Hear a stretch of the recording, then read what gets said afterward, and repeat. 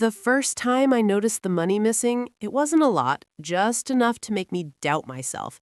And that's exactly what he wanted, because when I asked, he laughed it off and said I was being paranoid, said I didn't understand finances, made me feel small. But what he didn't see coming was that I had already started moving my real money out, quietly, into accounts he couldn't touch. And once I saw the full pattern, I stopped reacting and started documenting everything, every transfer, every lie, every signature. And when it finally hit federal level, it hit fast. 6:12 a.m., the knock on the door wasn't for me, it was for him. And months later, when the charges stacked up and the sentence came down, I didn't say a word. I just walked out with everything he thought he took from me. I'm Elowen, and this isn't just a story, it's revenge done right. Chapter 1. The letter I was never supposed to read. I lost my house, my savings, and the version of my life I thought was secure, all within a single afternoon that started like any other. The worst part was not the silence after everything collapsed. It was how quiet it had been long before that, how many signs I had chosen not to hear. I was standing in the storage closet of the office when I realized it.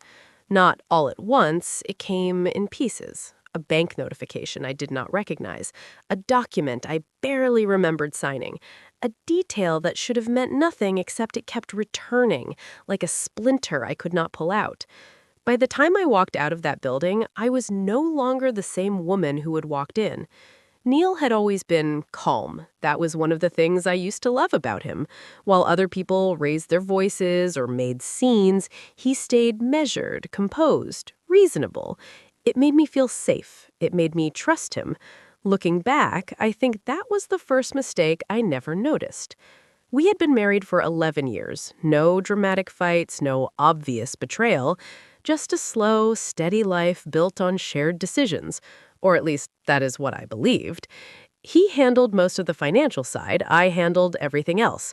It felt balanced. It felt fair. At least, that is how it looked on the surface. The divorce itself was not explosive. There were no broken dishes, no screaming arguments, just paperwork. Conversations that sounded polite but felt hollow. He told me we could keep things simple, avoid unnecessary conflict, move forward like adults. And I agreed. I wanted it to be clean. I wanted to believe we were still those reasonable people. So I signed. Legal documents, financial agreements, things I skimmed instead of reading carefully because I trusted the man sitting across from me, because I believed the decisions were still ours, even if we were no longer together. I remember one moment clearly. I hesitated over a page, not because I understood it, but because something about it felt off. I could not explain why. Neil noticed. He smiled, leaned back slightly, and said, "It is standard, nothing complicated. We already talked about this." And that was enough.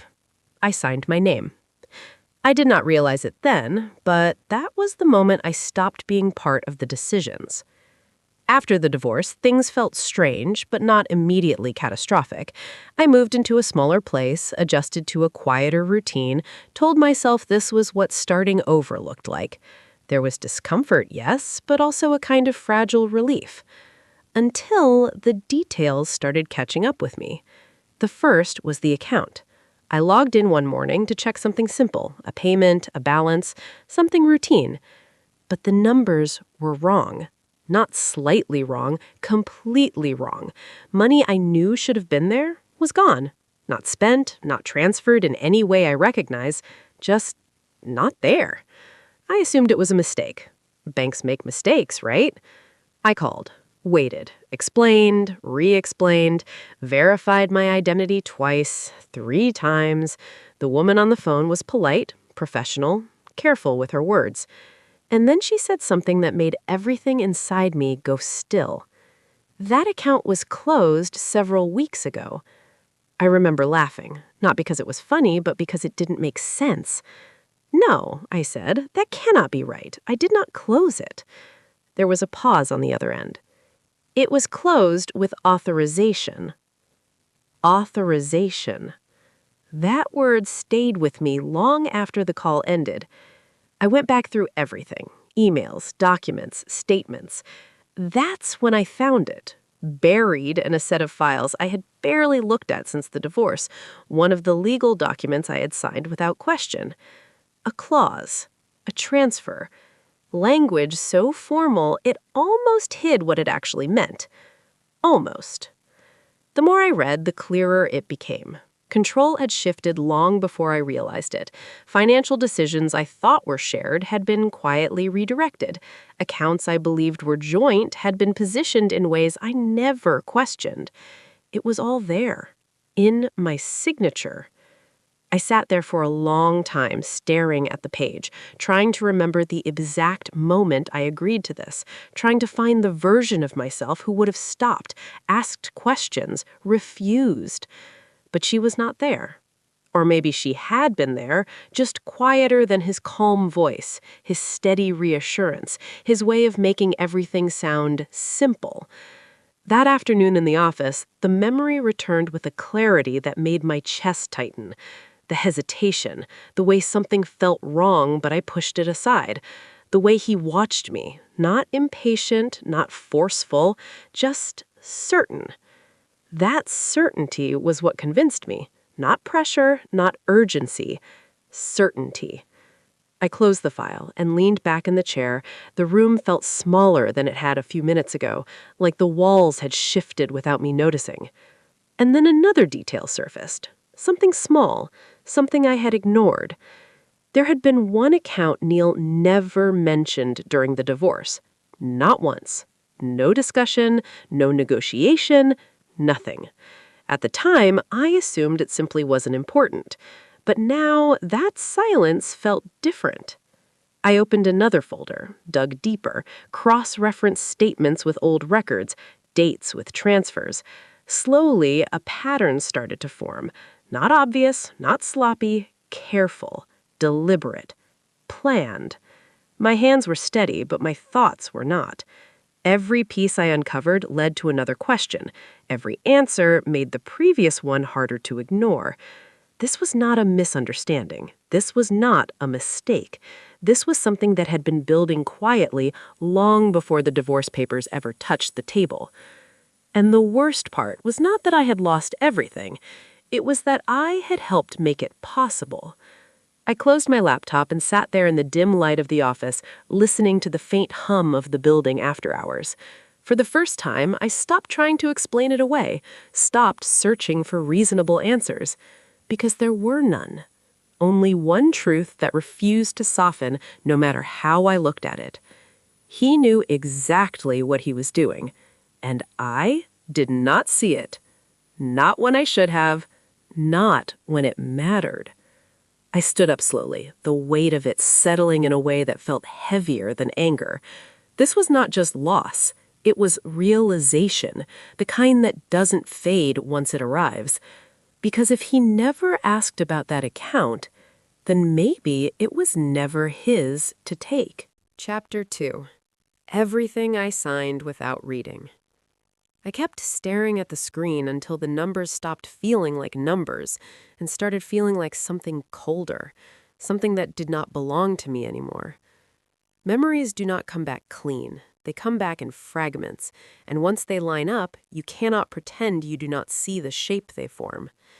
It started shifting in 2018. Neil came home talking about the housing market like he had found a smarter way to move through it. He was calm, steady, explaining how speed mattered, how opportunities disappeared if you hesitated. Joint accounts, he said, slowed everything down. So you want to move the money? I asked. Just for flexibility, he said. It is still ours. That word stayed with me. Ours. I agreed without pushing back. It sounded practical. It sounded like we were making a decision together. The transfer happened quietly, no alarm, no immediate change I could feel, just numbers moving from one place to another and me telling myself it was temporary. Then came the refinance. He had everything ready before I even sat down. Papers organized, tabs placed, signatures marked. He made it easy for me to follow, easy for me not to question. It's just paperwork, he said, sliding the pen toward me. I skimmed the first page, then the second. The language blurred together. Legal ownership, terms, clauses that felt distant from anything real. This does not change anything major, right? I asked. It just restructures things, he said, makes everything more efficient. Efficient. I signed. Looking back, I can see how small each step felt at the time. Nothing dramatic, nothing that demanded resistance. Every signature felt like a formality, something already decided. But it wasn't.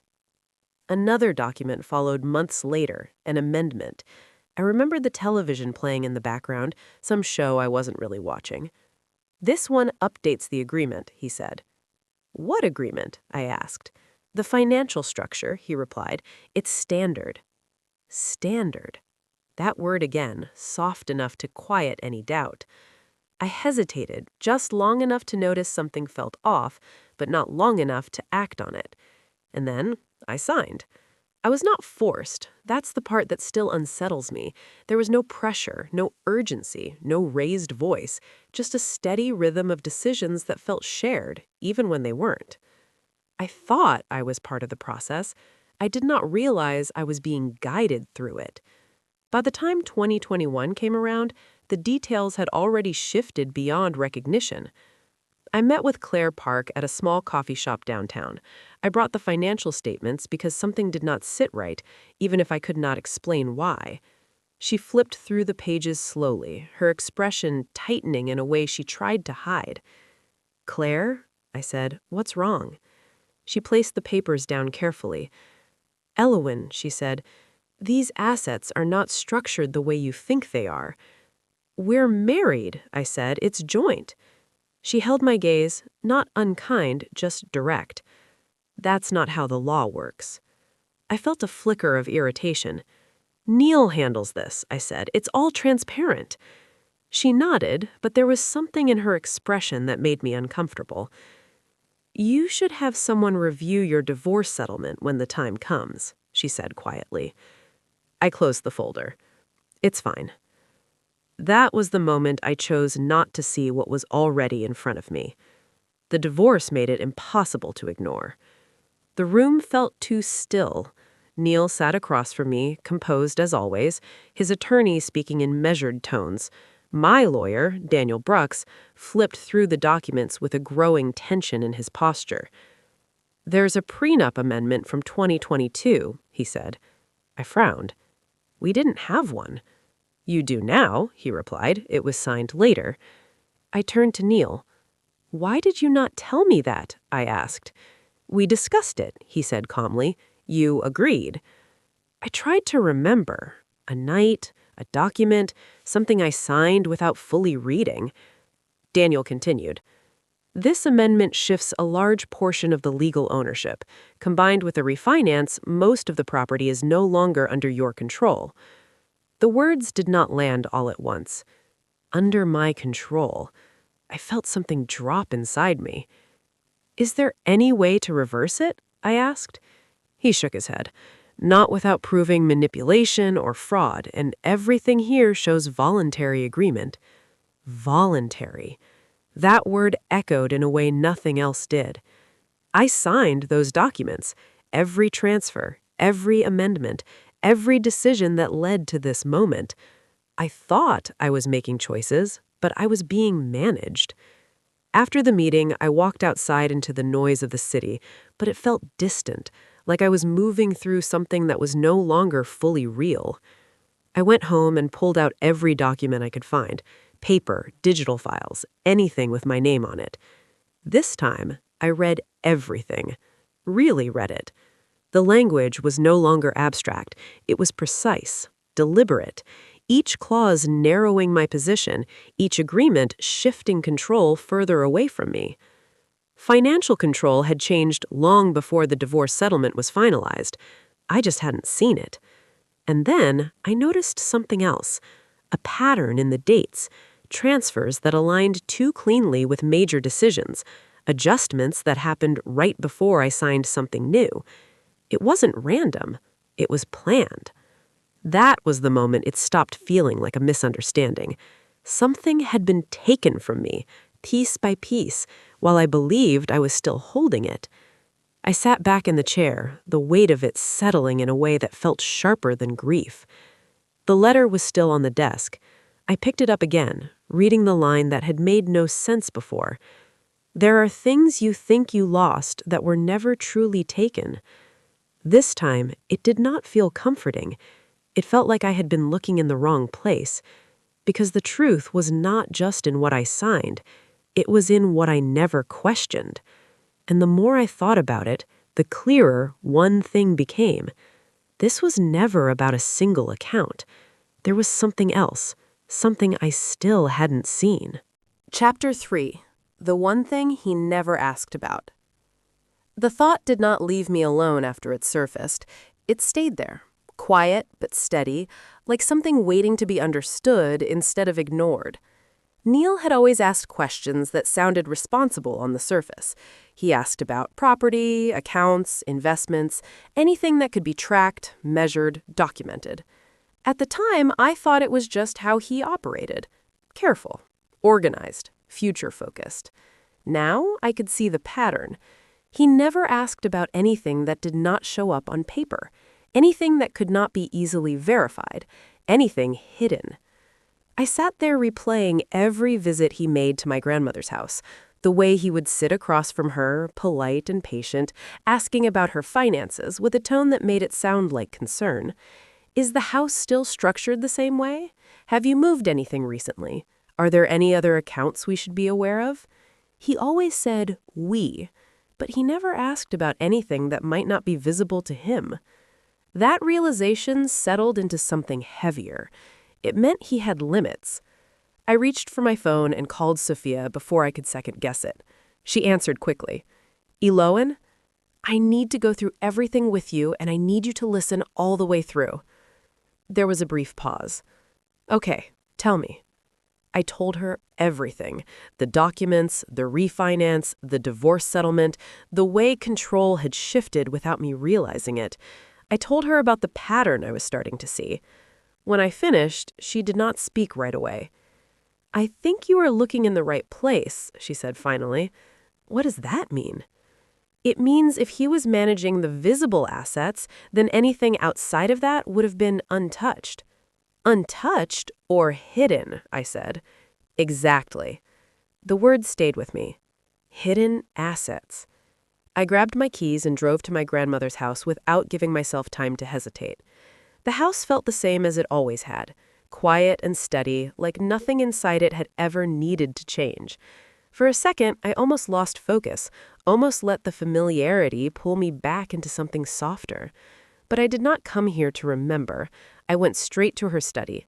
This time, I was not searching randomly. I moved with intention, opening drawers, checking files, going through everything that could hold something important. Most of it was ordinary. Bills, letters, records that made sense. Then I found the locked drawer. I had seen it before, but I had never questioned it. That was no longer an option. The key was taped underneath the back edge, exactly where someone would hide it if they expected only one person to ever look for it.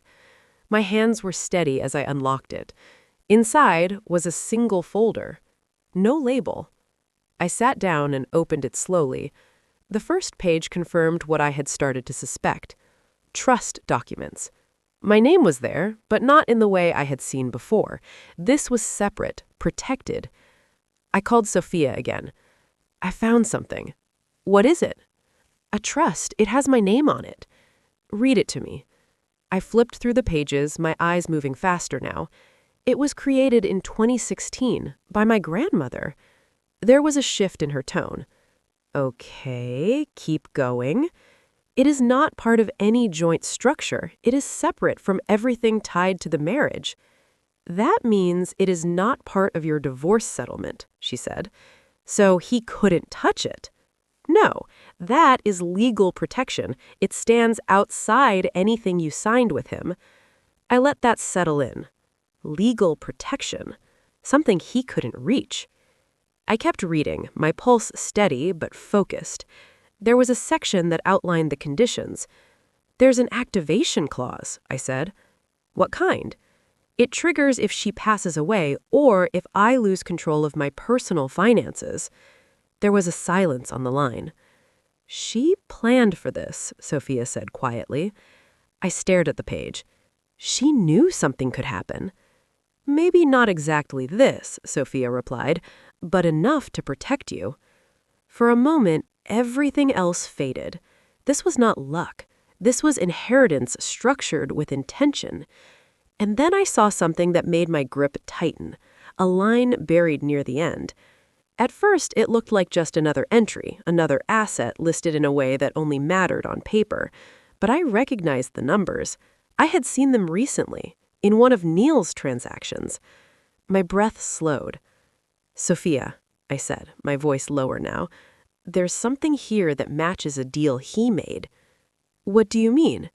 The structure, the numbers. He used part of this. That should not be possible, she said. I know. There was a pause, heavier this time. Unless he didn't know what he was accessing. The realization hit clean and sharp. He had not known.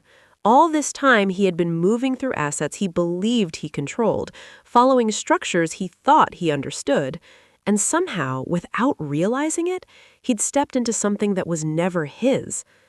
That was the moment everything shifted.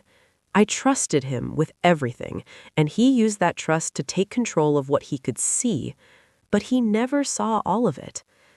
I leaned back in the chair, the weight of it settling differently now. Not just loss, not just anger, awareness. Because for the first time, I was not behind. I was looking at something he missed. This changes everything, Sophia said. Yeah, I replied. I closed the folder slowly, my mind already moving ahead. This was not over, not even close.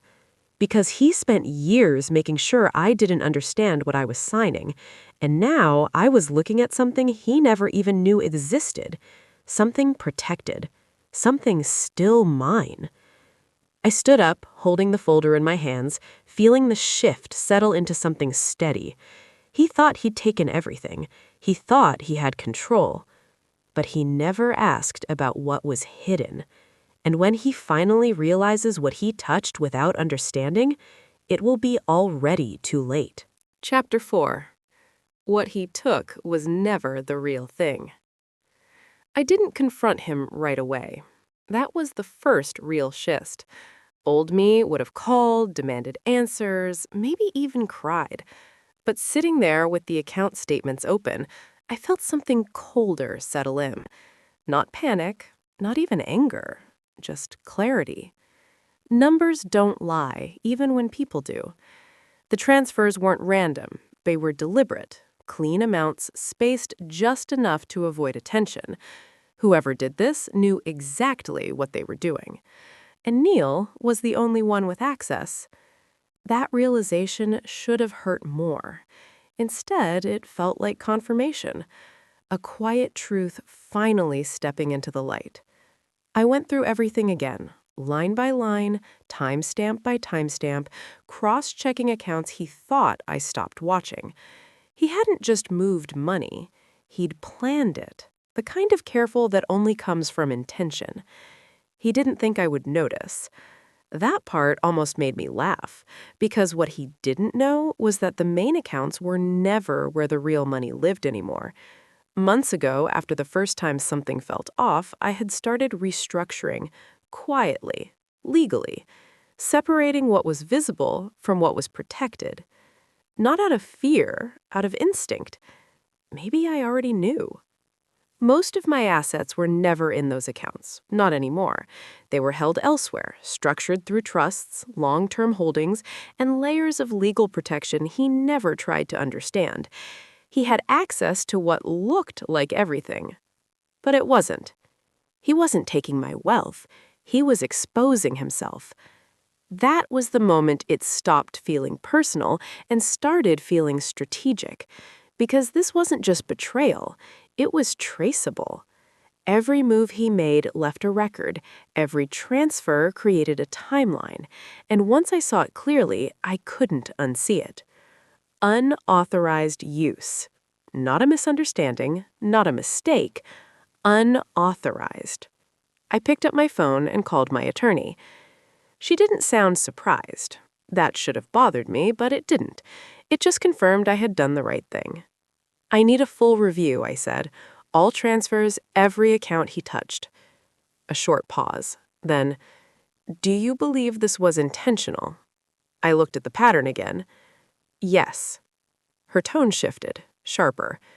Then we may be looking at financial fraud, she said, and that carries legal consequences. There it was, not just betrayal, consequences. I felt something settle deeper inside me. Not fear, just alignment. What do you need from me? Full records. I will initiate a trace, and do not alert him yet. I wasn't planning to. After the call, the house felt too quiet, like everything had already changed, even if nothing looked different yet. I thought about every time he reassured me, every moment that didn't quite make sense, all the small things I ignored because I trusted him. And now this. It wasn't just the money, it was the assumption. He thought I wouldn't look closely, that I wouldn't understand until it was too late. That might have been true once, but not anymore.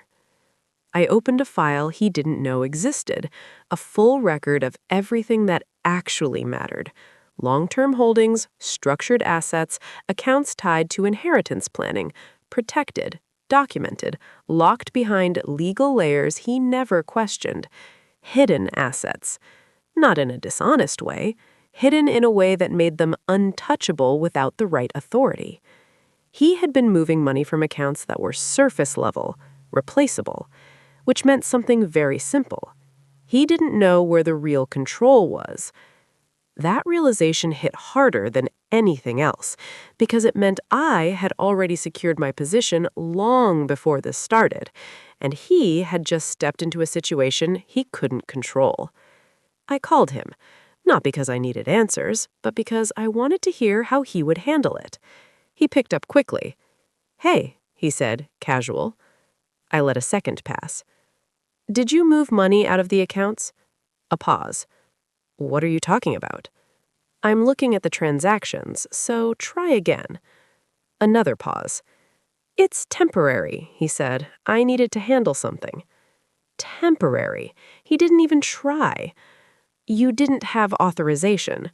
It's our money," he snapped. "Why are you acting like this?" Our money. That word almost impressed me. Except it wasn't true, not in the way he believed. "You crossed a line," I said quietly.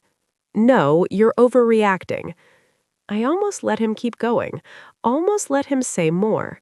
But I didn't need to, because everything was already documented. This isn't overreacting. This is evidence. Silence. For the first time, he didn't have an answer. "You're making this bigger than it is," he said finally, but the confidence was gone. "No," I said. "You already did that." I ended the call. Then I sat there, looking at everything differently. He thought he was getting ahead. He thought he was in control. But what he actually did was create a trail, a clear record of unauthorized use that could be traced, verified, and used. He didn't just make a mistake. He built a case against himself. And cases don't disappear. They grow. They turn into consequences. They shift power. I closed the files slowly. For the first time, I didn't feel like I was catching up. I felt ahead. Because while he was focused on money he thought mattered, I had already secured everything that actually did. And now every move he made wasn't just risky, it was positioning him for something he didn't see coming. Asset recovery wasn't just possible, it was becoming inevitable. I stood up, finally letting the weight of it settle. This wasn't about reacting anymore, this was about timing, because the next step wasn't just legal, it was strategic. And when I moved, it wouldn't just stop him, it would expose everything. Not just what he did, but who he really was. And the worst part for him? He still thought he had time. He still thought this was under control. He had no idea that the time he realized what was happening, it would already be too late. Because I wasn't preparing to respond anymore, I was preparing to finish it. And Chapter 5 wouldn't start with a conversation, it would start with consequences. Chapter 5. I didn't get it back, I took myself back. It began with a notice, not a call. A formal letter reached his office before he had time to prepare an explanation, and by the time he opened it, the process had already started. Transactions had been flagged, accounts were under review, certain funds were restricted because they were connected to legal structures he had never taken the time to understand. I did not rush anything. That was the difference now. 3 months earlier, I would have called him, demanded answers, let him hear the panic in my voice.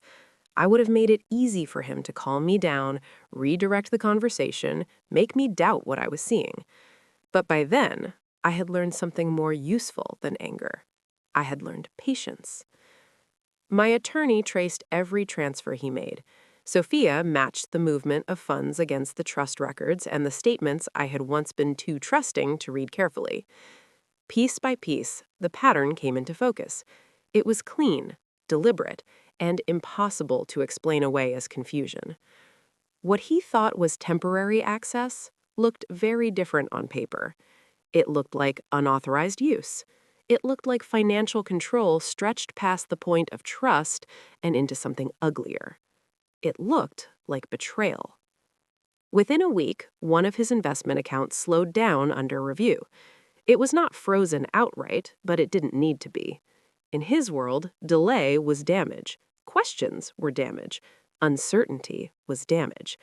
People noticed. Not publicly, not dramatically, just enough. A lender asked for clarification. One deal paused while records were reviewed. Another investor requested updated documentation before moving forward.